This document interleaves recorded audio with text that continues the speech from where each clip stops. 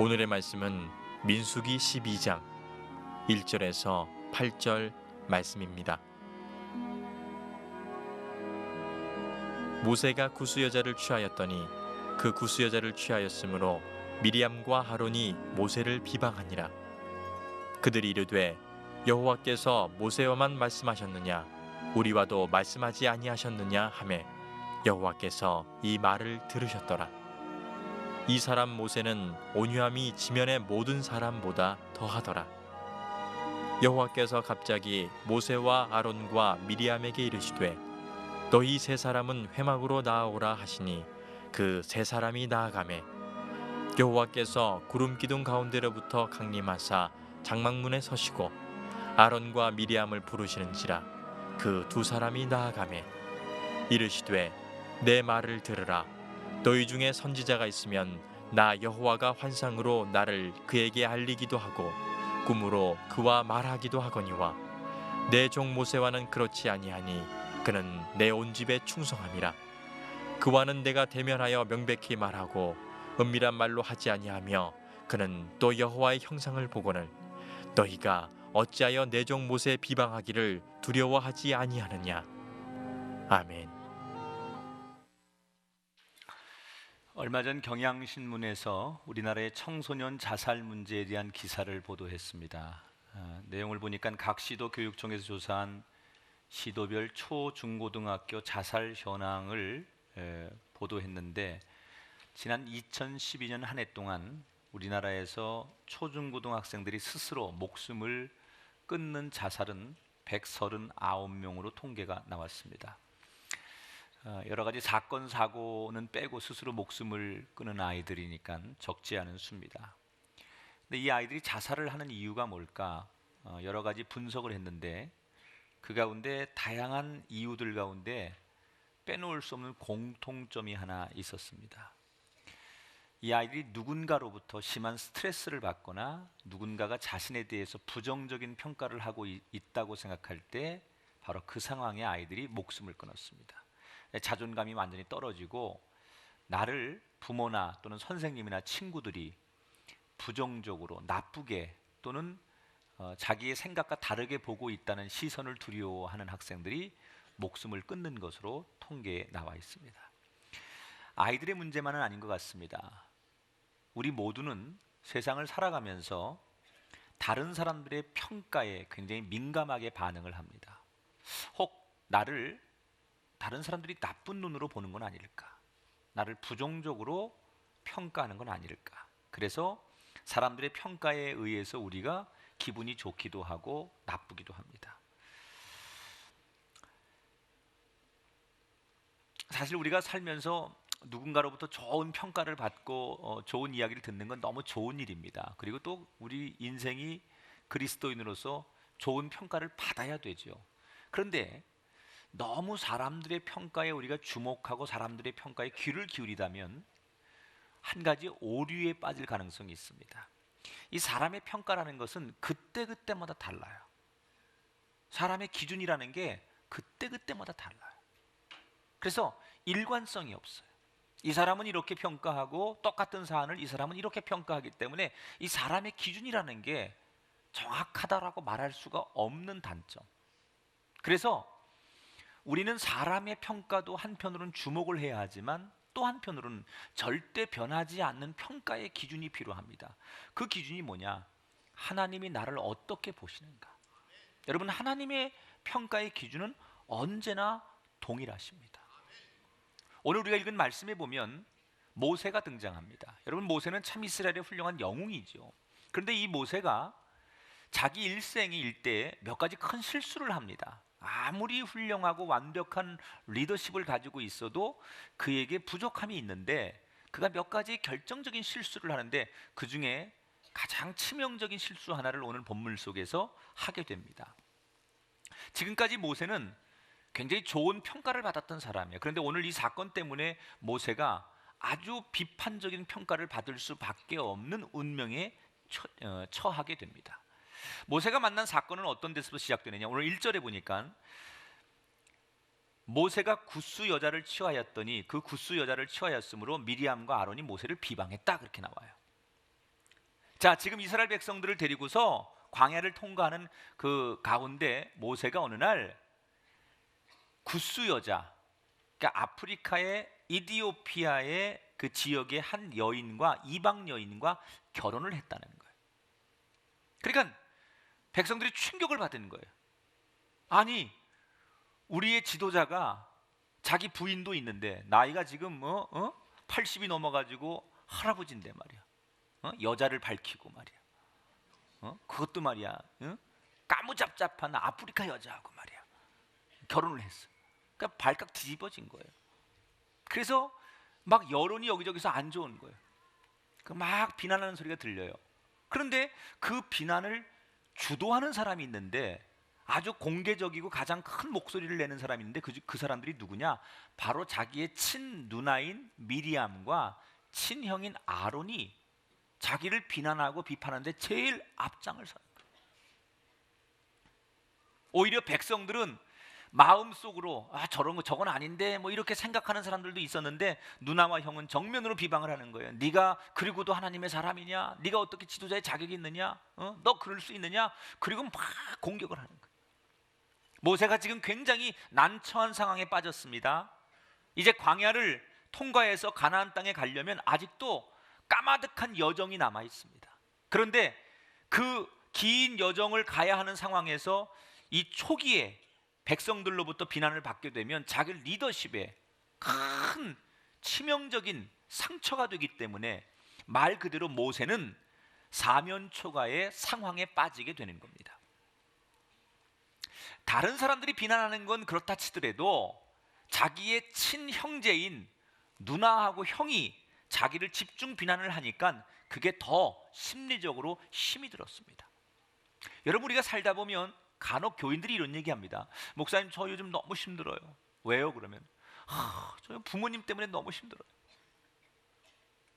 저희 엄마 아빠 때문에 제가 너무 힘들어요. 이런 사람들이 있어요. 저 요즘요, 우리 아들 딸들 때문에, 자식들 때문에 너무 사는 게 힘들어요. 오히려 남들과의 관계나 남들과의 문제가 아니라 같은 형제들 자매들끼리 문제가 있어서 요즘 너무 괴롭습니다. 이렇게 말하는 분들이 있어요. 이게 왜 그럴까요? 타인이나 아예 모르는 사람이 주는 고통은 그냥 한 귀로 듣고 한 귀로 흘러버릴 수도 있고요, 모른 척 할 수 있어요. 그러나 늘 대면하고 늘 만나야 되고 끊을 수 없는 관계에 가까운 사람들끼리 서로 힘들게 하면 그 고통은 몇 배로 커지는 거예요. 여러분, 가족이라는 건 뗄 수 없는 거잖아요. 그런데 그 가족들이 만약에 나하고 갈등이 생기고 무슨 문제가 생기면 이건 타인들이 주는 고난보다 몇 배 고통스럽다는 거예요. 얼마 전에 전남 여수경찰서에서 용돈을 주지 않는다는 이유로 딸의 집에 불을 지른 83살의 할머니에게 구속영장을 신청했어요. 이 할머니가 딸이 사는 24평짜리 주택에 가서 휘발유통을 들고 가가지고 휘발유를 뿌리고 불을 질러버렸어요. 혹시 뭐 치매가 있으신 건가? 그래, 아니에요. 건강하신 분이에요. 경찰서에서 조사하면서 왜 그랬냐 그랬더니 딸이 자기한테 2달 동안 용돈도 안 주고 자기 전화도 자꾸 회피하는 것 같아가지고 화가 나가지고 완전히 마파도 할머니. 그래서 불을 질렀다는 거예요. 그리고 경찰서에 가서 우리 딸이 잘못한 거라고 말이야. 그리고 딸을 여전히 남들 앞에서 막 공격하고 욕을 하더라는 거예요. 여러분, 저는요, 우리 교인들을 위해 기도할 때 늘 이런 기도합니다. 하나님, 우리 꿈의 교회 성도들의 가정이 예수 안에서 친밀한 사랑이 있는 가정이 되기를 축복합니다. 혹시라도 가족들 간에 허물이 있으면 그것을 들춰내서 막 아프게 하는 가족들 되지 말게 하시고 허물을 덮어주고 가족 간에 사랑이 있는 그런 가정 되기를 바랍니다. 늘 이런 기도를 해요. 그 기도대로 되시길 주의 이름으로 축원합니다. 하나님이 우리 가정을 주셨을 때는 가족이라는 것은 비난이 먼저 하는 곳이 아니에요. 가정은 비난이 앞서면 안 되고요, 서로가 축복하고 격려하는 관계가 먼저 돼야 돼요. 그게 하나님이 우리에게 가정을 주신 이유예요. 그런데 지금 모세가 바로 그 가족 구성원들에게 큰 어려움을 당하는 거예요. 누나하고 형이 모세를 비방하는 것은 나름대로 이유가 있습니다. 이 유대인들은요, 하나님이 우리 민족을 선택하셨다. 소위 선민의식, 이게 강한 사람들이에요.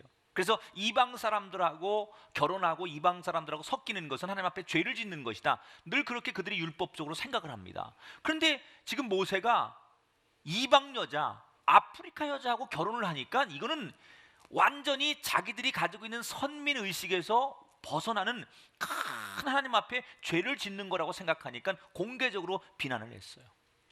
근데 여러분, 우리가 하나 알아야 될 게 있어요.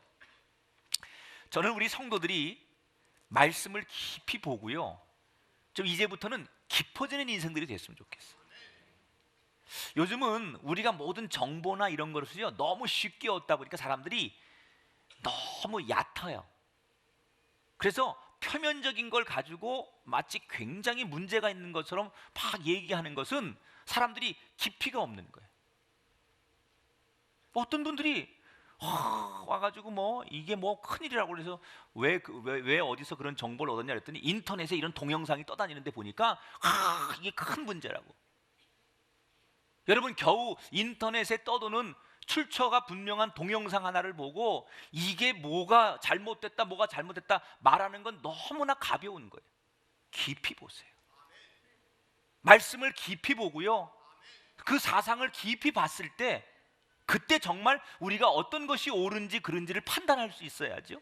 남들이 말하는 거 하나 얘기 듣고 남들이 올려놓은 그런 어떤 막 조잡스럽게 만드는 동영상 하나 보고서 이게 어떻다 저게 어떻다 말하는 것은 우리가 너무 경솔하다는 거예요. 이단들이 그런 거 하는 거 아닙니까? 여기서 요 말씀 하나 딱 꺼내놓고 여기서 요 말씀 하나 딱 꺼내놔가지고 자기들끼리 인위적으로 막 조작을 해요. 그거 봐라, 우리가 주장하는 논리와 교리가 이런 거다 해서 막 말씀을 자기들 마음대로 조합해가지고 딱 놓고 사람들을 속이는 거예요. 여러분, 사기치면 사람들이, 순수한 사람들은 그 사기에 넘어가요. 진짠가? 그리고 막 거기다 투자도 하고 그거 사기도 하죠. 그래서 사기예요. 사기도 해서 사기야. 똑같아요. 깊이가 없으면요 표면적인 거에 사람들이 다 넘어가는 거예요. 이 지금 미리암과 아론이 모세를 비방하는 게 하나님을 위해서 그러는 것 같지만 사실은요 이들은 숨은 의도가 있어요. 여러분, 하나님이 이스라엘만 사랑합니까? 아닙니다. 하나님은 모든 열방을 다 사랑하세요. 하나님이 이스라엘 민족에게 이방 사람들하고 접촉하면 안 된다 그러지 않았어요. 대표적으로 여러분, 이방 여인 룻이 하나님의 백성과 결혼하는 것을 하나님이 막지 않습니다. 이 룻이 보아스와 결혼을 하죠. 그리고 다윗의 가문을 이루고 그 가문을 통해서 예수님이 태어나요. 그들이 말하는 대로 자기들의 혈통에서 예수님이 나오는 게 아니라 이방 여인을 통해서 다윗의 가문이 만들어지고 예수님이 탄생하는 거예요. 하나님은 우리 교회만 사랑하지 않아요. 믿으십니까? 하나님은 우리 교단만 사랑하지 않아요.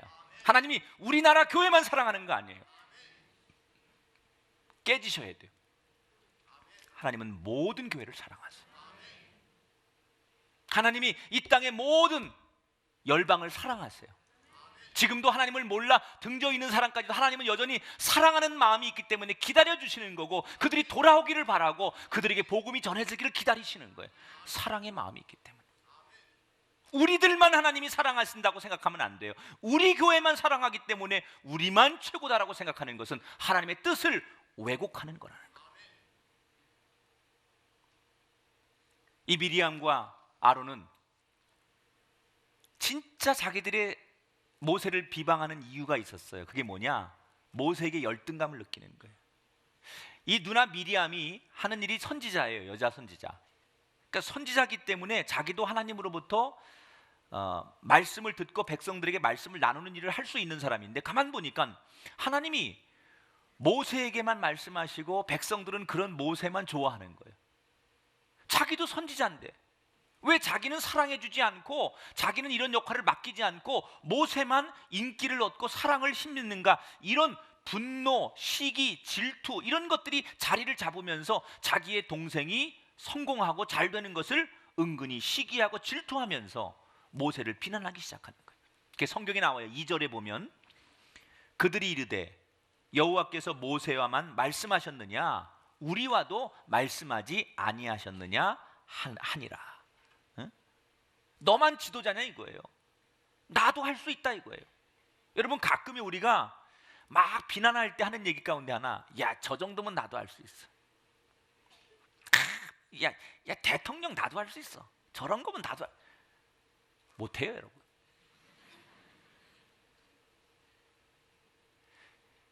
배 선장은 한 명만 있어야 되고요, 집에 아버지는 한 명만 있어야 되는 거예요. 2명 있으면 골치 아픈 거예요. 원하면 하나 더 만들어 드릴까요? 여러분 예를 들어서 아이고 나도 우리 목사님처럼 할 수 있어. 아닙니다 여러분. 그거 해봐. 바톤 터치하고요. 하나님이 세워주신 그 자리에서 그 사람의 역할을 다하면 그걸 인정해 줄 줄 알아야 돼. 응? 너만 지도자냐? 너만 하나님 앞에 사랑받냐? 아닙니다.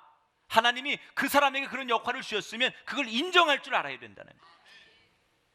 근데 1절에 보면 막 모세를 비방하다 이렇게 나오는데, 이 비방하다라는 그 단어를 보면 동사가 원문에 여성형으로 쓰여 있어요.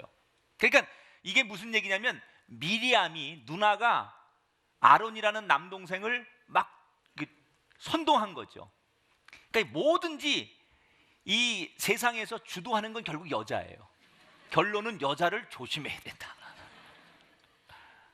미리암이 사실은 아론이 막 자기 동생 모세를 비난하는 게 아니라, 미리암이 야 이러면 안 되지 않아? 그래가지고 막 동생까지 끌어들여가지고 모세를 같이 공격하게 하는 거예요. 여러분, 제가 오늘 이 강단에서 축복합니다. 여러분의 가정이 형제 자매 간에 시기와 질투가 없는 가문이 되길 주의 이름으로 축원합니다. 우리나라 여러분 조선의 역사를 보면 과거에 피비린내 나는 형제 간의 싸움을 했어요. 왕권을 서로 쟁탈하기 위해서 형제들 간에 죽이고 죽이는 모습이 우리 역사 속에 있습니다. 성경에도 보면 다윗의 자녀들이 왕위를 얻기 위해서 서로 같은 형제들끼리 죽이고 죽는 모습을 보게 돼요.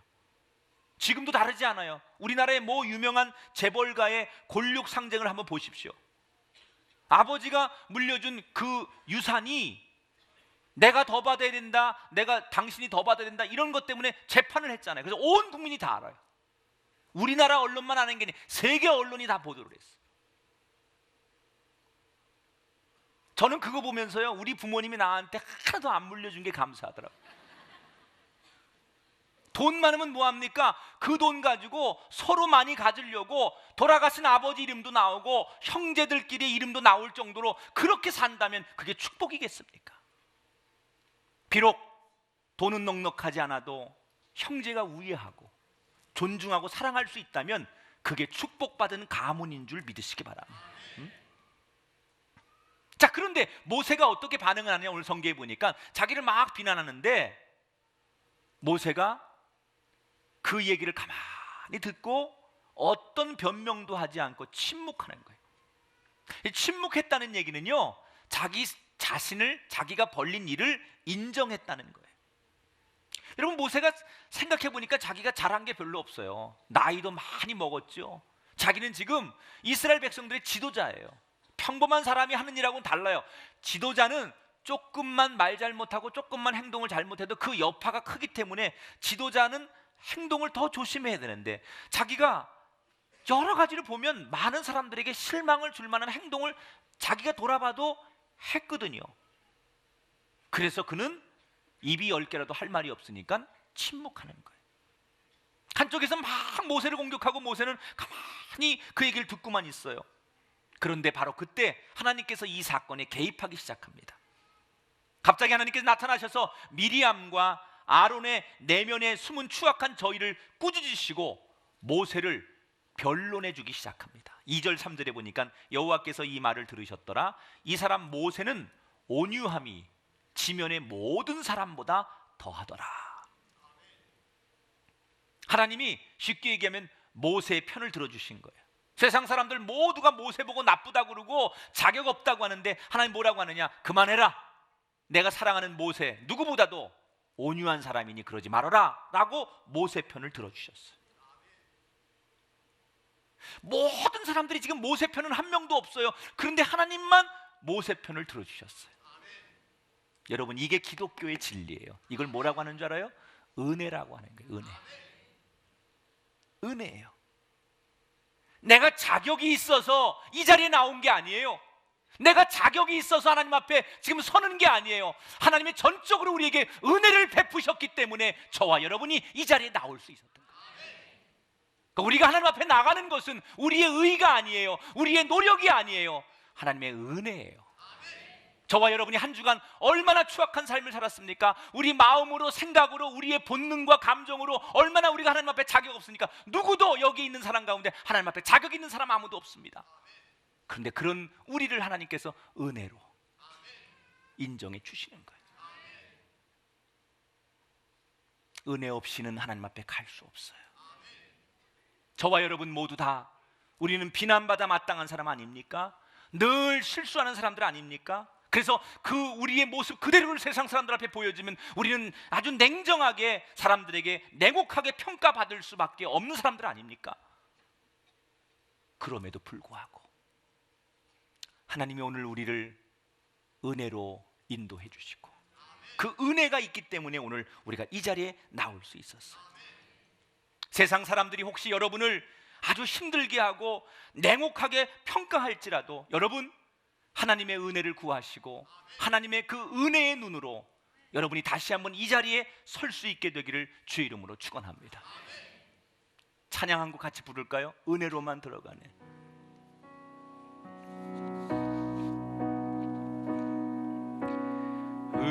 은혜로만 들어가네.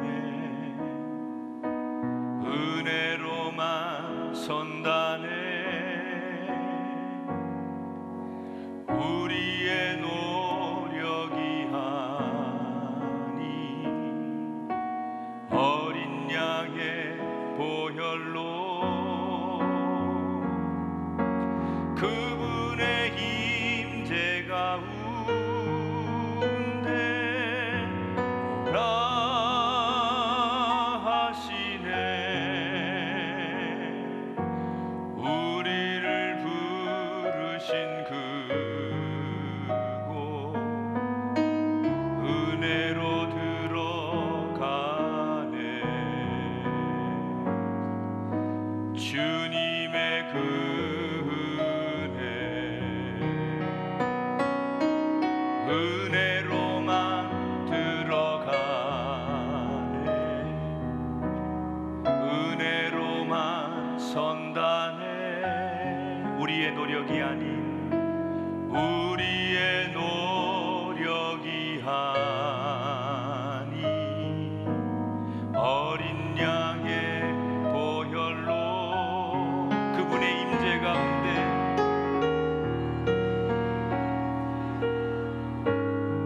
오라 하시네. 오라 하시네. 우리를 부르시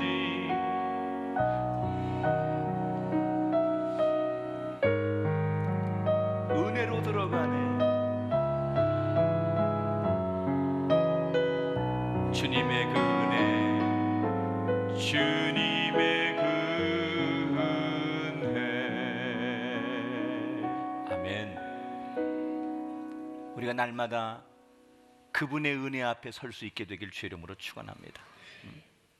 세상 사람들은 우리를 아주 냉혹하게 부정적으로 볼지라도 하나님의 안목은 우리를 긍정적으로 보신다는 거예요.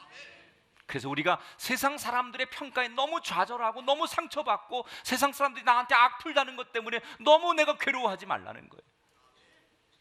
하나님이 나를 어떻게 보시는가가 더 중요하다는 거예요. 사실 모세는요 내가 보기에도 온유한 사람은 아니에요. 솔직히 모세가 뭐가 온유해? 모세는요 아주 혈기가 있는 사람입니다. 다혈질이에요. 다혈질. 대표적으로 모세가요 애굽의 왕자였을 때 애굽 사람들이 자기 동족을 괴롭힌다는 이유로 지나가다 그걸 보고서요 그 분노를 못 이겨가지고 쳐 죽인 사람이 모세예요. 못 참아요. 뭐가 한번 욱 하고 일어나면 그냥 뒤집고 뭐 이렇게 그 자리에서 그냥 눈이 확 뒤집히고 뭐가 한번 올라오면 이게 통제가 안 되는 사람, 그만큼 혈기가 있던 사람이에요. 그뿐입니까? 하나님께서 아로 새겨주신 소중한 십계명을 새긴 그 돌판을 가지고 내려오다가 산 밑에서 백성들이 금송아지를 만들어 놓고 우상을 섬기는 걸 보고서 갑자기 화가 나가지고 거기서 분노가 일어나니까 그 십계명 돌판으로 송아지 우상을 탁 내려쳐서 돌판을 깨뜨렸던 완전히 다혈질의 사람. 이스라엘 백성들이 광야에서 물이 없다고 자꾸 원망하고 불평하니까 자기 스스로 화가 나가지고 반석을 2번이나 혈기로 내려쳤던 사람. 이 보통 상남자가 아니에요. 막 이러고 막 그냥 어쩔 줄 몰라하는 사람.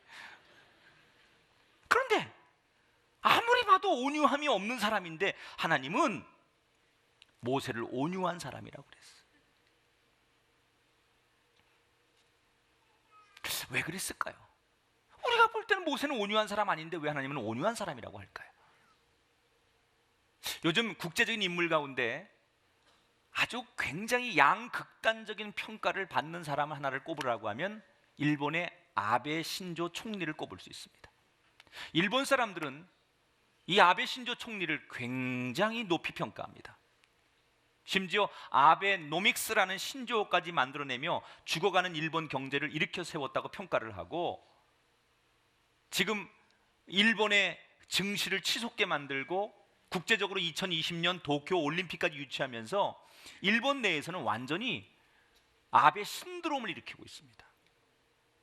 그런데 이 아베를 보는 눈이 일본에서는 그런데 국제적으로 나가서 아베를 평가해 보면 전혀 정반대의 평가가 나와요.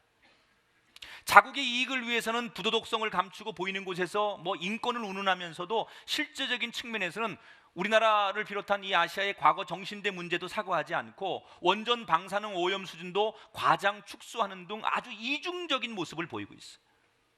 최근에 이 아베 신조에 대해서 세계 유수한 언론들이 보도를 했는데 대표적으로 영국의 파이낸셜 타임스나 미국의 월스트리트 저널이라든지 워싱턴 포스트 이런 언론들이 아베를 어떻게 평가했느냐? 극단적 극우주의의 식상한 쇼를 멈춰라 라고 평가절하를 했어요. 똑같은 아베 신조인데 누가 어디서 보느냐에 따라서 평가가 달라진다는 거예요. 여러분, 모세를 바라보는 눈이 지금 자기 형제들을 비롯해 백성들은 아주 부정적인 평가를 하고 혹평을 합니다. 그런데 하나님의 평가가 전혀 달랐어요. 왜일까요? 자, 하나님이 온유하다, 모세는. 내가 사랑하는 이 모세는 온유한 사람이다 그랬어. 이 온유라는 말은 히브리어로 아나바라는 얘기예요. 아나바. 이 아나바라는 뜻은요, 자기 스스로가 허리를 굽히고 절을 하고 낮아진다 이런 뜻을 가지고 있어요. 쉽게 말하면 뭔가 보상을 바라고 남들이 시켜서 강제적으로 하는 게 아니고 내가 원해서 내가 스스로 낮아지고 내가 스스로 굽히는 것, 이것을 온유라고 해요. 우리가 쓰는 용어 가운데 겸손이라는 말하고 온유라고 하는 말이 구분될 필요가 있는데, 겸손은 사람 앞에서만 쓰여지는 덕목이라면 온유라는 것은 하나님 앞에서 쓰여지는 소중한 덕목이에요. 우리가 사람들 앞에서는 네가 아무리 이게 잘 될수록 벼가 익을수록 고개를 숙여야 돼. 그래서 인사도 잘하고 더 겸손해. 그럼 우리가 사람들을 의식해서 그리고 겸손하게 하지요. 그것도 겸손이에요. 사람들 앞에서 우리가 누구 때문에 의식해서 하는 행동을 겸손이라고 해요. 그런데 온유는 뭐예요? 아니에요. 사람들이 시켜서가 아니라 뭘 의식해서가 아니라 내 스스로 내가 이렇게 살면 안 되지. 이게 하나님의 은혜인데 내가 그럴 수 없지. 그래서 내 스스로 내가 하나님 앞에 나를 낮추는 거예요. 뭔가 보상을 바라고 사람들의 평가를 기대하고 하는 게 아니라는 거예요. 세상에서는요, 겸손한 사람도 훌륭하다고 말해요. 그러나 그리스도인의 삶은 겸손을 넘어 온유의 사람이 돼야 돼요. 뭔가 보상을 바라고 평가를 기대하고 겸손한 것도 훌륭한 거지만 그게 아니라 내 스스로 내가 하나님 앞에 나를 낮추는 사람. 그래서 하나님은 온유한 사람을 쓰시는 거예요. 우리의 인생이 겸손을 넘어 온유의 사람이 되기를 주의 이름으로 축원합니다. 사람들 앞에서는 실수투성이 다혈질의 모세였는지 모르지만 하나님 앞에서 그는 온유한 사람이었어요. 여러분, 모세가 많은 기적을 행합니다. 그런데 한 번도 자기 능력을 자기가 행했다고 생각하지 않아요. 언제나 자기가 만든 그 기적 속에 하나님이 하신 겁니다. 이렇게 정확하게 못을 박아요.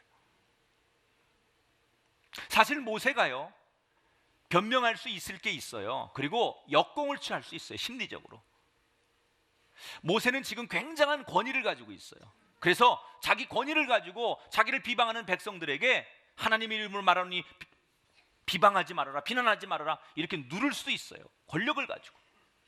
또 미리암이나 자기 형 아론을 향해서 까짓것, 우리 같으면 그럴 것 같아요. 아니, 형하고 누나는 잘못한 거 없어요? 옛날에 금송아지, 그걸 하나님 대신에 섬기자고 선동해가지고 금송아지 우상을 섬길 때 주역했던 게 형하고 누나 아니야? 그때 살려줬더니 뭐 어쩌고 저쩌지? 2판 4판 한번 해볼까? 뭐 이러면서 형하고 누나는 잘못한 게 없냐? 깨끗하냐? 그래서 이렇게 잘났냐? 그리고 얼마든지 과거를 끄집어내면서까지 형과 누나를 공격해서 자기가 그 궁지에 몰린 상황을 벗어날 수도 있었어요. 그런데 모세는 오늘 성경에 보면 일체 그러지 않아요. 자기의 권력을 쓰지도 않고 다른 사람들의 약점을 잡아서 물타기도 하지 않아요. 그냥 조용히 대항하지 않고 그 비난을 있는 그대로 다 받아들여요. 왜 그랬을까요? 자기가 하나님 앞에 가만히 이렇게 돌아보니까 하나님은 자기를 다 아시잖아요. 내가 어떤 사람인지 하나님은 다 아시잖아요. 그러니까 하나님을 의식해 보니까, 하나님을 바라보니까 고개를 들 수 없는 거예요. 내가 어떤 비난도 받아 마땅하다는 생각을 하나님 앞에서 하게 되는 거예요. 그래서 그는 솔직하게 자신의 죄를 인정하고 회개하는 마음으로 그 비난을 받아들이는 거예요. 다시 말하면 이 모세가 그 모든 과정을 수용할 수 있었던 것은 하나님을 염두에 두었기 때문에. 만약에 하나님을 염두하지 않고 자기만 생각하고 사람들의 평가만 생각했다면 모세는 어떤 방법을 통해서 그 궁지에서 벗어나려고 했을 거예요. 변명도 하고 방어도 했을 거예요. 변론도 했을 거예요. 그런데 하나님을 의식하다 보니까 자기는 할 말이 없는 거예요. 그랬더니 하나님께서 그런 모세를 보시고 미리암과 아론을 불러서 뭐라고 말씀하십니까? 6절 8절에 보니까 이르시되 내 말을 들으라. 너희 중에 선지자가 있으면 나 여호와가 환상으로 나를 그에게 알리기도 하고 꿈으로 그와 말하기도 하거니와 내 종 모세와는 그렇지 아니하니 그는 내 온 집에 충성함이라. 그와는 내가 대면하여 명백히 말하고 은밀한 말로 하지 아니하며 그는 또 여호와의 형상을 보거늘 너희가 어찌하여 내 종 모세를 비방하기를 두려워하지 아니하느냐. 모세는 특별한 사람이라는 거예요. 내가 일반 선지자들에게는 내 뜻을 전할 때 환상이나 꿈 가운데 말씀을 주지만 모세는 내가 직접 대면해서 말씀을 준다는 거예요. 왜 내가 모세를 이렇게 사랑하느냐? 모세가 내가 준 사명에 충실한 사람이기 때문이라는 거예요. 여러분, 이 말씀을 붙드십시오. 아무리 힘들어도, 아무리 우리가 정말 어려운 일을 당해도 끝까지 하나님이 내게 주신 사명에 충성을 다하는 사람을 하나님은 축복하시고 붙드시고 책임져 주신다는 거예요. 끝까지 사명에 충성한 모세를 하나님께서는 지켜주신 거예요. 여러분에게 주신 하나님의 사명이 뭡니까? 끝까지 그 사명 붙드시기 바랍니다. 이 남편이 내게 사명입니까? 끝까지.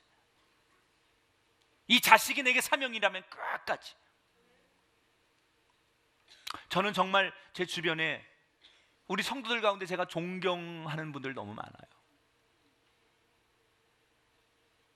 자녀가 장애가 있어요. 자기 부부들도 살기가 너무 어려워. 그런데 그 자녀를 정말 하나님이 주신 생명이라고, 그 장애를 가지고 평생 살아야 하는 그 자녀를, 물론 힘이 들고 고통스럽지만 그 자녀를 끝까지 끌어안고 그 사명에 몸부림치는 가정들을 보면 하나님이 저 가문과 저들의 인생을 얼마나 축복하실까. 아무리 힘들어도 그 사명을 놓지 않고 그 사명에 최선을 다하는 사람에게 하나님이 주실 그 축복이 보이기 시작하는 거예요. 제가 읽은 책 가운데 말콤 글래드웰이 쓴 아웃라이어라는 책이 있습니다. 이 아웃라이어라는 뜻은 보통 사람들의 범주를 뛰어넘는 특별한 사람, 다시 말하면 아주 독보적인 존재를 가리킬 때 아웃라이어라고 해요. 근데 이 책에서 말콤 글래드웰이 이런 얘기를 합니다. 컴퓨터 산업의 IT 산업의 특별한 사람이라고 할 수 있는 이 빌 게이츠에게 만약에 컴퓨터가 없었다면 절대 아웃라이어가 될 수 없었을 것이다. 음악 분야의 독보적인 존재 모차르트에게 만약에 피아노가 없었다면 그는 음악의 특별한 사람이 될 수 없었을 것이다. 저는 이 책의 이 대목을 읽으면서 스스로 이런 결론을 얻었어요. 우리가 특별한 사람이 될 수 있는 조건은 오직 하나님이시다. 하나님이 계시지 않았다면 우리 교회가 있을 수 있겠는가? 하나님이 계시지 않는다면 우리의 인생이 있을 수 있겠는가? 하나님이 있었기 때문에 우리의 삶이 여기 있다는 사실, 이것이 우리 각자의 고백 아웃라이어가 돼야 돼. 사랑하는 여러분, 다른 사람들의 평가와 비난과 부정적 평가 속에 너무 힘들어하지 마십시오. 우리들은 오직 하나님으로 인해 특별한 사람이 된다는 사실을 꼭 기억하시기를 축원합니다. 우리 모두가 인간적으로는 실수도 많고 부족한 건 많아도, 따라합시다. 그럼에도 불구하고. 다시 따라합시다. 그럼에도 불구하고. 하나님은 분명히 하나님께 충성하는 자를 보호하시고 지켜주시고 기회와 소망을 주시는 분인 줄 믿으시기 바랍니다. 우리를 평가할 수 있는 최종의 평가자는 하나님 한 분이에요. 너무 그 사람들의 말 한마디 때문에 너무 중요한 것을 놓치는 사람 되지 마시고 대범하게 하나님의 평가에 우리의 시선을 돌리고 그것을 의식하며 건강한 자아를 만들어가는 아름다운 하나님의 자녀들 되시기를 주의 이름으로 축원합니다.